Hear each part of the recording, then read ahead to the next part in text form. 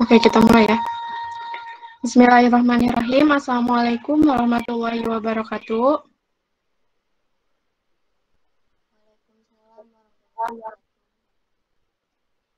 Yang terhormat Bapak Teddy Supriyadi, SHI, MAG, selaku dosen pengampu mata kuliah Pendidikan Kewarganegaraan dan teman-teman yang berbahagia. Pertama-tama, puji dan syukur kita panjatkan kepada Allah Subhanahu wa Ta'ala yang telah memberikan nikmat sehat, selamat, sehingga kita bisa berkumpul tatap maya di room Jimit kali ini.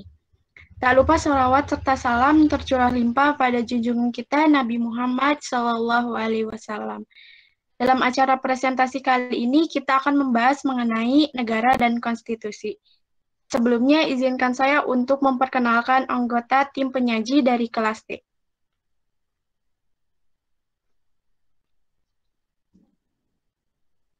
Baik, next.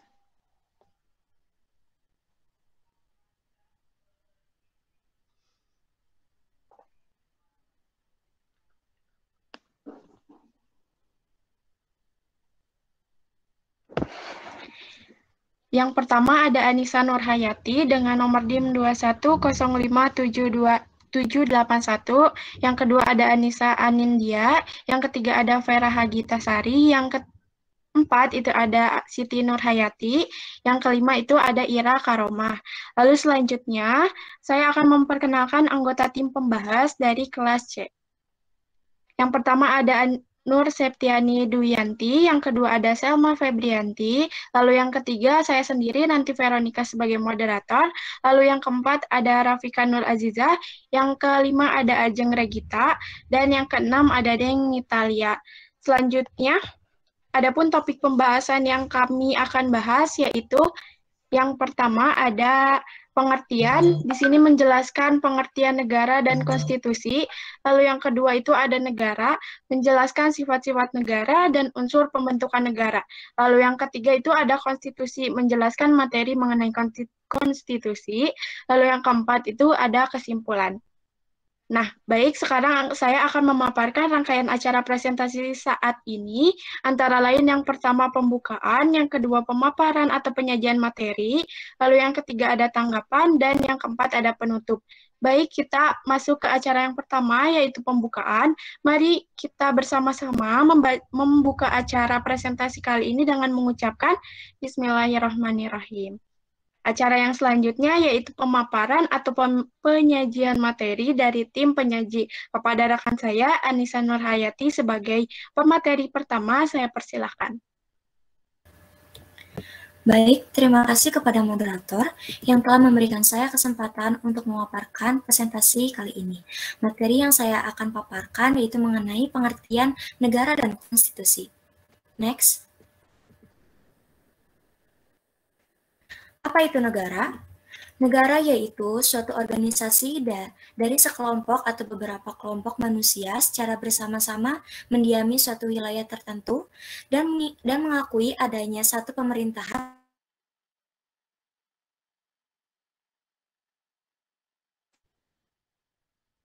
kelompok manusia tersebut. Konstitusi.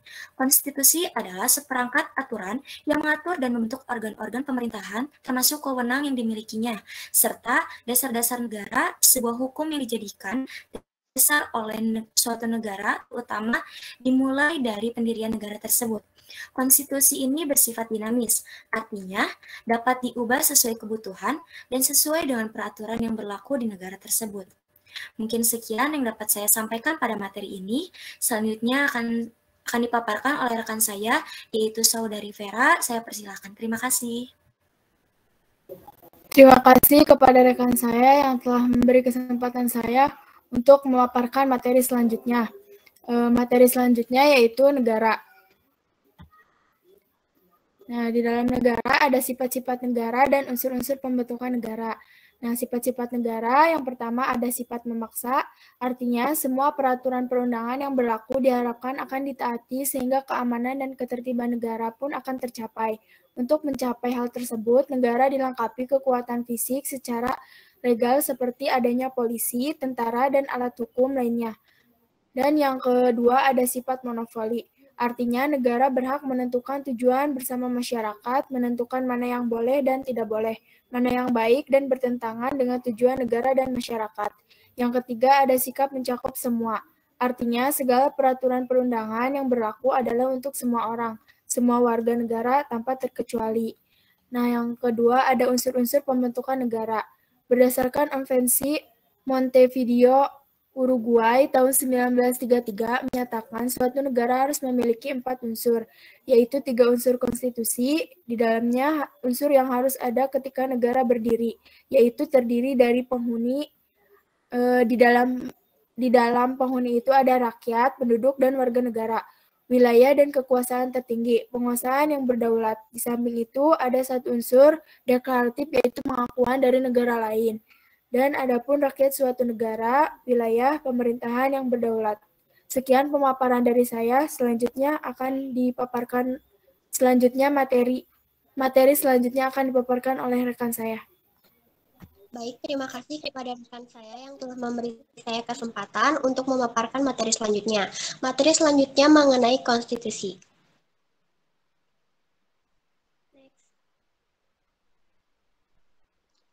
Ada perbandingan konstitusi. Isi konstitusi yaitu dasar filsafat konstitusi berupa konsideran-konsideran atau dasar-dasar pertimbangan sebagai pengantar suatu ketetapan atau undang-undang dasar bagi pembentukan konstitusi tersebut serta menyebutkan asas dan tujuan negara.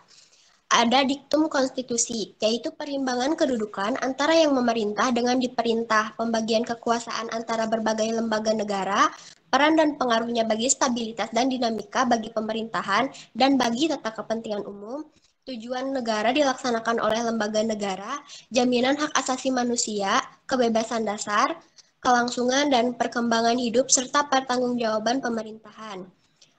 Ada cara untuk mengubah konstitusi, yaitu konstitusi diatur pada pasal 37 Undang-Undang Dasar 1945 yang berbunyi mengubah Undang-Undang Dasar sekurang-kurangnya 2/3 daripada jumlah anggota MPR harus hadir dan putusan diambil dengan persetujuan sekurang-kurangnya 2/3 dari jumlah anggota yang hadir. Lalu ada macam-macam konstitusi. Yang pertama, konstitusi fleksibel. Konstitusi fleksibel yaitu konstitusi yang dapat diubah melalui proses yang sama dengan undang-undang. Artinya, perubahan itu dilakukan melalui cara yang tidak sulit, seperti melalui pemungutan suara terbanyak mutlak. Argumentasi bahwa untuk bertahan lama, konstitusi itu tidak boleh berlaku keras, kaku, dan rigid. Yang kedua ada konstitusi rigid, yaitu konstitusi yang perubahannya dilakukan melalui cara-cara atau proses khusus. Argumentasi, sudah seharusnya konstitusi itu berlaku tegas, keras, dan bertahan selama-lamanya atau setidaknya untuk kurun waktu yang lama. Yang ketiga ada konstitusi tertulis dan tidak tertulis. Sekian materi yang dapat saya paparkan. Materi selanjutnya akan dipaparkan oleh rekan saya. Terima kasih. Terima kasih sebelumnya untuk rekan saya yang sudah mempersilahkan saya untuk memaparkan materi. Sebelumnya mohon maaf karena di sini hujan gede, jadi agak ribut suaranya. Dilanjut ke UUD 1945. UUD 1945 ini memiliki pengertian yaitu naskah yang memaparkan rangka dan tugas-tugas pokok dari badan pemerintahan suatu negara dan menentukan pokok-pokok cara kerja badan negara tersebut.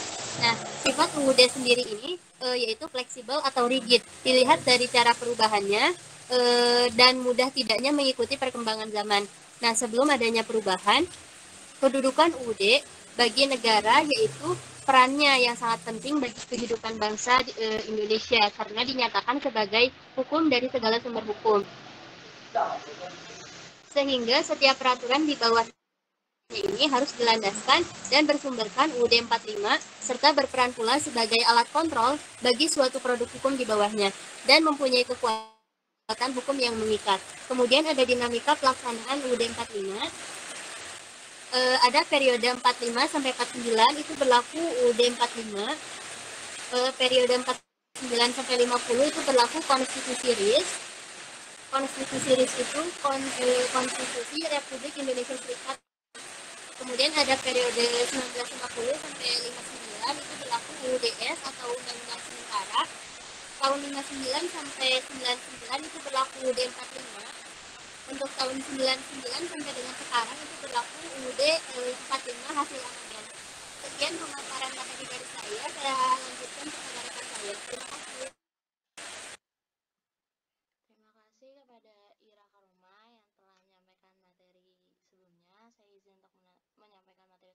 yaitu mengenai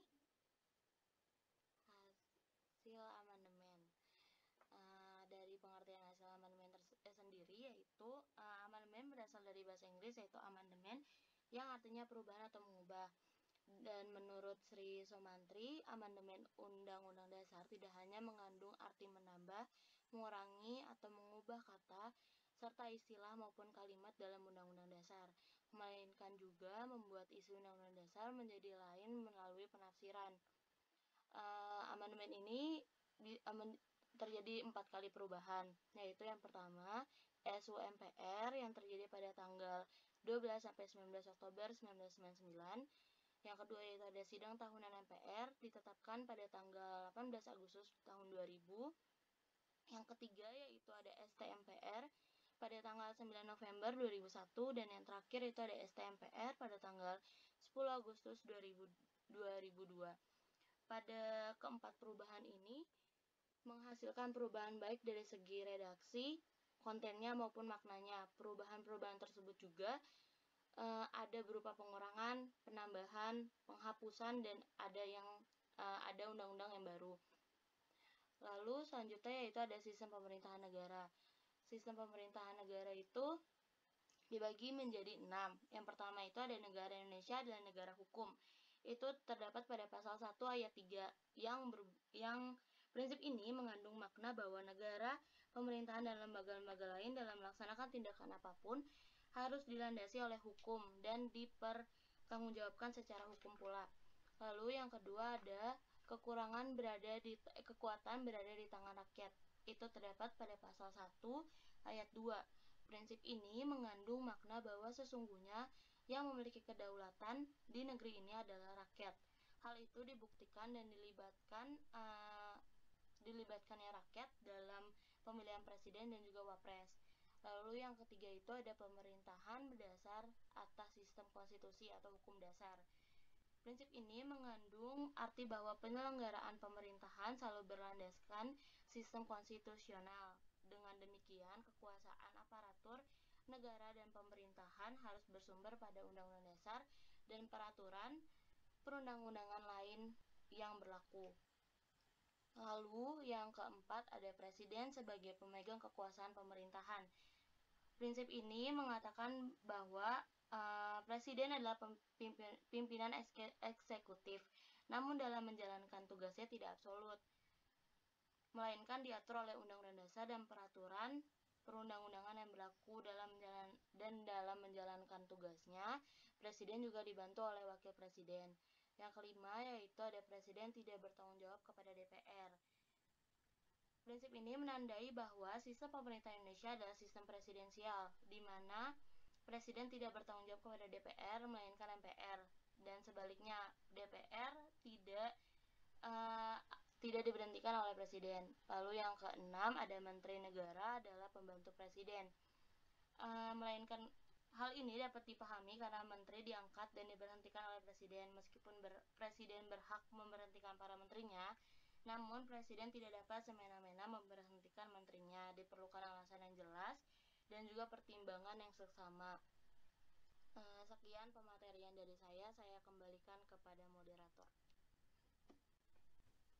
Baik, terima kasih kepada tim penyaji yang telah memaparkan materi dengan sangat luar biasa. Selanjutnya kita akan masuk ke sesi tanggapan. Tanggapan ini dapat berupa pertanyaan ataupun hanya menambahkan materi saja. Untuk itu, kepada tim pembahas dipersilakan untuk menggunakan fitur raise hand dan mengaktifkan mikrofon apabila sudah dipersilakan.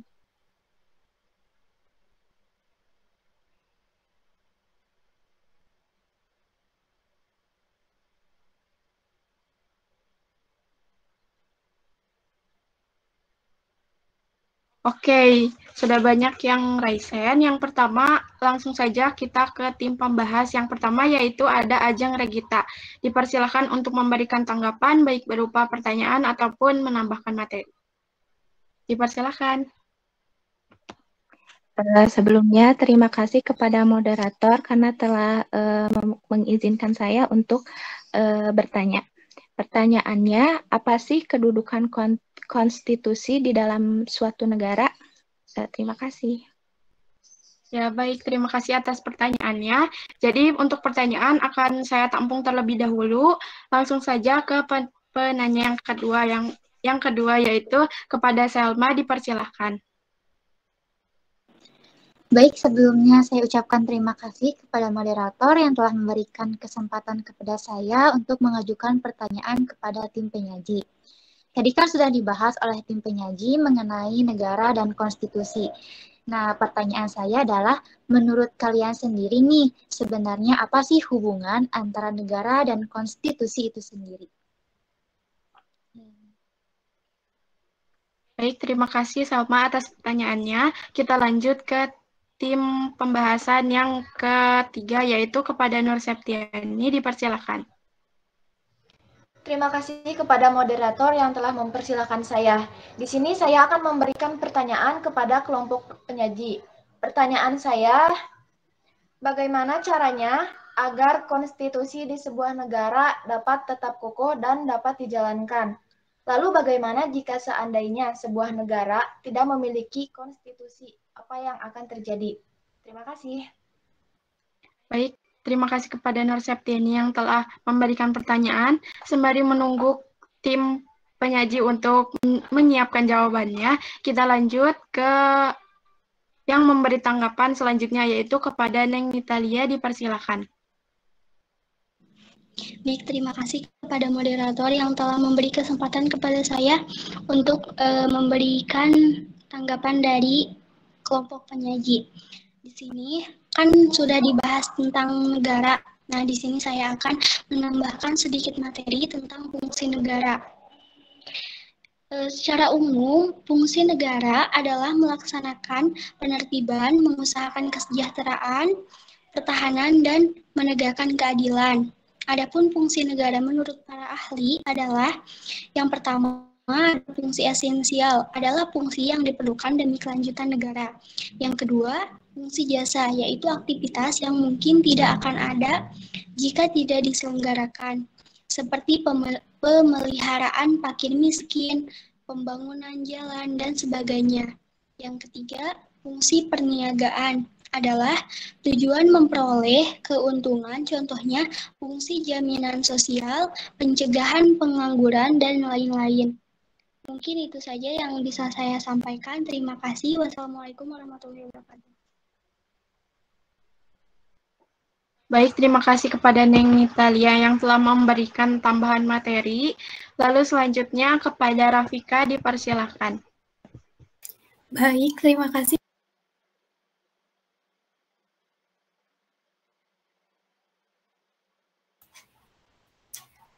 Mohon maaf, baik.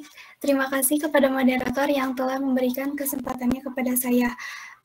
Di sini saya akan menambahkan sedikit materinya. Tadi sudah dijelaskan mengenai hasil amandemen, namun hanya sampai sistem pemerintahan negara. Di sini saya akan menambahkan sedikit tentang kelembagaan negara. Berdasarkan Undang-Undang Dasar hasil amandemen, maka kelembagaan negara mengalami perubahan, baik dalam hal kedudukan, tugas, wewenang, hubungan kerja, dan cara kerja lembaga-lembaga tersebut. Sebelum amandemen, struktur lembaga negara terdiri dari MPR sebagai lembaga tertinggi, Presiden, DPR, DPA, BPK, dan MA. Adapun lembaga-lembaga negara menurut Undang-Undang Dasar hasil amandemen adalah yang pertama, MPR yang terdiri atas DPR dan DPD, di mana semua anggotanya dipilih lewat pemilihan umum. Yang kedua, Presiden dan Wakil Presiden. Yang keduanya dipilih langsung oleh rakyat. Yang ketiga, Badan Pemeriksa Keuangan. Yang keempat, Mahkamah Agung. Dan yang kelima, Mahkamah Konstitusi. Serta yang keenam, Komisi Yudisial. Lembaga-lembaga tersebut mempunyai tugas dan wewenang masing-masing sesuai dengan yang ditetapkan Undang-Undang Dasar 1945.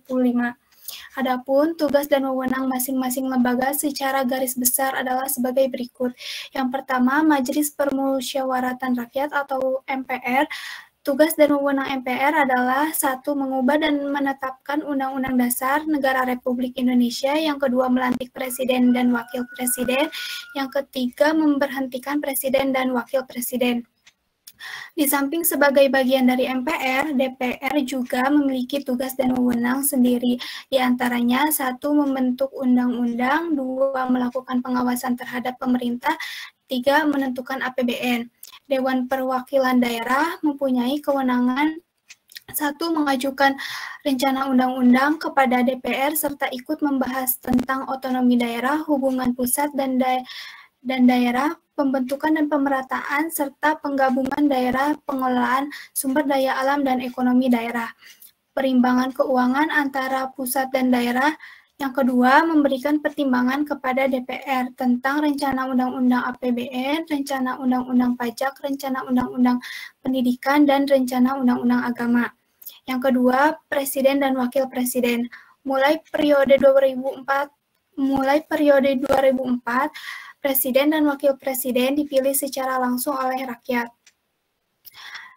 Tugas dan wewenang Presiden dapat dikategorikan ke dalam 2 hal. Yang pertama, kekuasaan dan kewenangan Presiden yang tanpa perlu persetujuan DPR, yang meliputi yang pertama, menjalankan kekuasaan pemerintahan dalam pasal 4 ayat 1. Yang kedua, mengajukan rencana undang-undang kepada DPR, pasal 5 ayat 1. Yang ketiga, memegang kekuasaan terdiri atas Angkatan Darat, Angkatan Laut, dan Angkatan Udara pada pasal 10. Yang keempat, mengangkat dan memberhentikan menteri-menteri pada pasal 17. Yang kedua, kekuasaan dan wewenang Presiden yang harus mendapat persetujuan DPR meliputi menyatakan perang, membuat perdamaian dan perjanjian dengan negara lain pada pasal 11. Yang kedua, mengangkat duta dan menerima duta negara lain pada pasal 13. Yang ketiga, memberikan abolisi dan amnesti pada pasal 14. Tiga, yaitu ada Badan Pemeriksa Keuangan atau BPK. BPK bertugas memeriksa pengelola dan tanggung jawab keuangan negara. Hasil pemeriksaan BPK diserahkan ke DPR, DPD, dan DPRD. Anggota BPK dipilih oleh DPR dengan memperhatikan pertimbangan DPR dan kemudian diresmikan oleh Presiden. Yang terakhir ada kekuasaan kehakiman yang terdiri dari Mahkamah Agung, Mahkamah Konstitusi, dan Komisi Yudisial. Kekuasaan kehakiman merupakan kekuasaan yang menyelidiki untuk menyelenggarakan peradilan guna menegakkan hukum dan keadilan. Yang pertama, Mahkamah Agung mempunyai tugas dan wewenang untuk mengadili di tingkat kasasi. Yang kedua, mengkaji peraturan perundangan di bawah undang-undang terhadap undang-undang. Yang kedua, Mahkamah Konstitusi memiliki kekuasaan dan wewenang. Yang pertama, mengadili tingkat pertama dan terakhir yang putusannya bersifat final untuk menguji undang-undang terhadap undang-undang dasar. Yang kedua, memutus sengketa kewenangan lembaga negara. Yang ketiga, memutus pembubaran partai politik. Yang keempat, memutus perselisihan hasil pemilu. Yang kelima, memutus pendapat DPR tentang pelanggaran yang dilakukan Presiden. Yang ketiga, yaitu Komisi Yudisial berwenang untuk mengusulkan pengangkatan Hakim Agung. Yang kedua, menjaga dan menegakkan kehormatan, martabat, serta perilaku hakim. Terima kasih, mungkin cukup sekian. Baik, terima kasih kepada Rafika yang telah memberikan tanggapan. Selanjutnya, tadi kan sudah ada yang memberikan pertanyaan. Pertanyaan pertama dari Ajeng Regita, yaitu pertanyaannya, apa kedudukan konstitusi di dalam suatu negara? Nah, apabila dari tim penyaji sudah ada yang mau menjawab, dipersilahkan.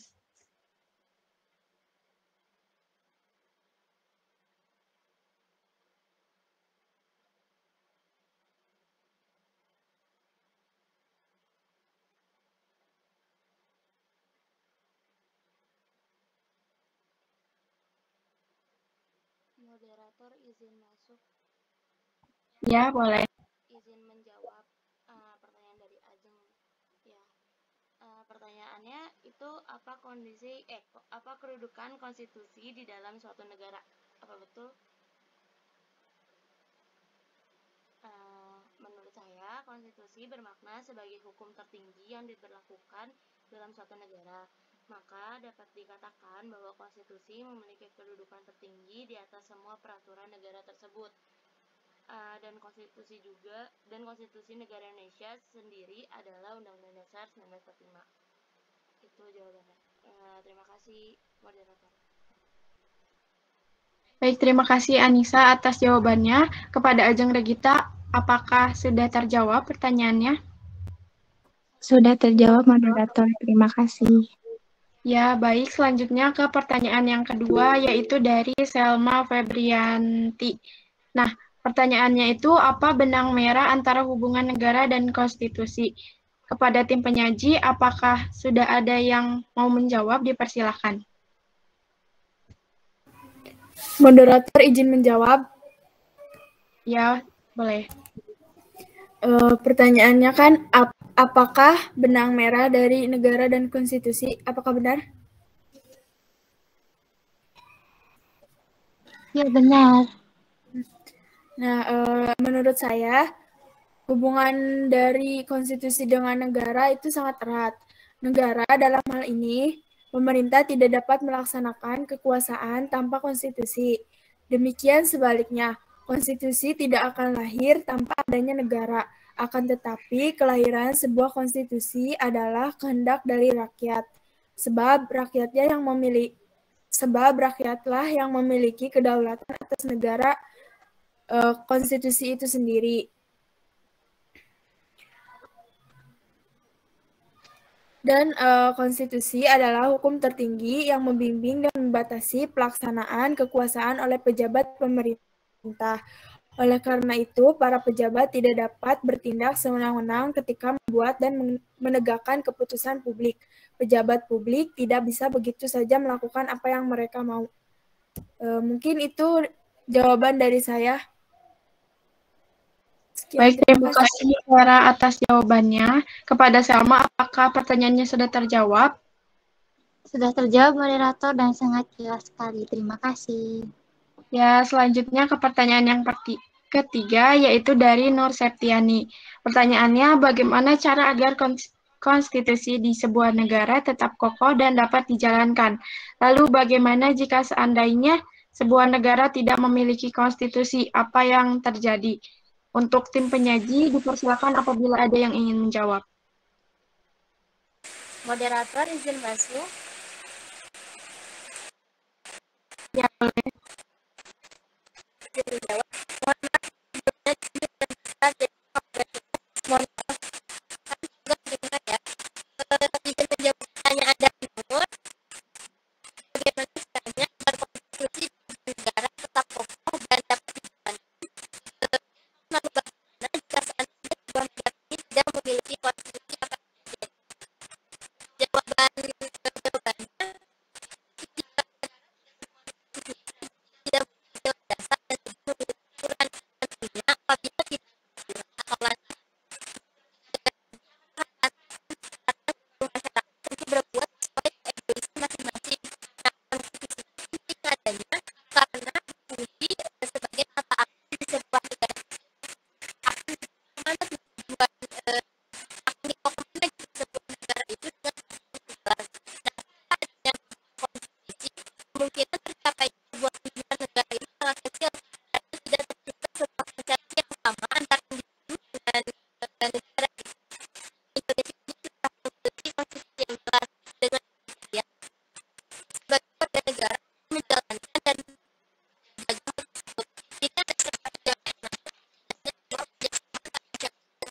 enak, barangkali dari rekan saya akan ada yang menambahkan.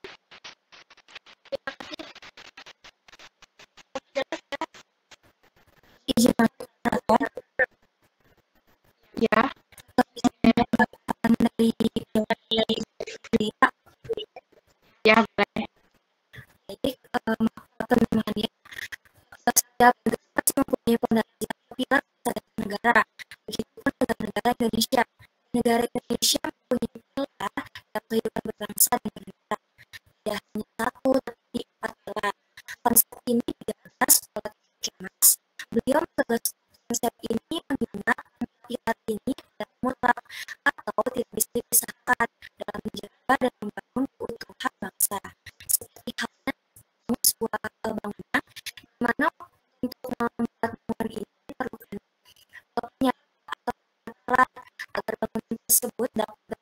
tokoh. Dengan begitu juga dalam kehidupan berbangsa dan bernegara juga perlukan pilar atau fondasi undang-undangnya. Ada macam-macam pilar dalam kehidupan berbangsa dan bernegara.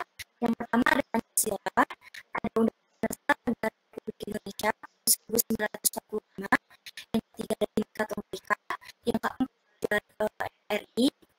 Maka dari itu, pemilihan nilai-nilai keempat ini adalah untuk mengingatkan kembali kepada seluruh komponen bangsa agar pelaksanaan dan penyelenggaraan kehidupan bangsa dan negara terus dijalankan dengan tetap mengacu kepada tujuan negara yang dicita-citakan, serta bersatu padu mengisi pembangunan agar bangsa Indonesia lebih maju dan sejahtera. Mungkin sekian penampilan saya. Terima kasih. Baik, terima kasih kepada dan Anissa yang sudah menyampaikan jawaban dari pertanyaan Nur Septiani. Kepada Nur Septiani, apakah pertanyaan sudah terjawab? Sudah terjawab dengan jelas, moderator. Terima kasih atas jawabannya. Baik, terima kasih. Alhamdulillah, acara telah kita lalui. Izinkan saya untuk menyampaikan kesimpulan di presentasi kali ini. Negara itu adalah suatu organisasi dari kelompok atau beberapa kelompok manusia yang secara bersama-sama mendiam di suatu wilayah tertentu dan mengaku adanya suatu pemerintahan. Adapun sifat-sifat negara antara lain yang pertama, sifatnya memaksa, yang kedua monopoli, dan yang ketiga mencakup semua. Nah, di samping itu ada unsur dari pembentukan negara